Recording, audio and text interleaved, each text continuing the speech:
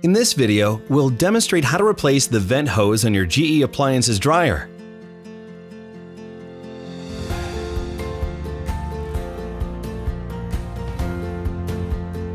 To replace the flexible metal dryer transition duct, commonly known as vent hose, first disconnect the dryer from power by unplugging or turning off the circuit breaker. Then move the dryer away from the wall for easy access to the exhaust outlet.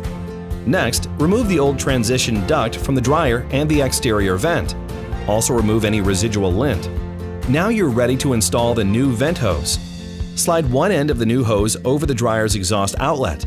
Secure that in place with one of the hose clamps included with the kit. Then place the second hose clamp over the opposite end of the vent hose.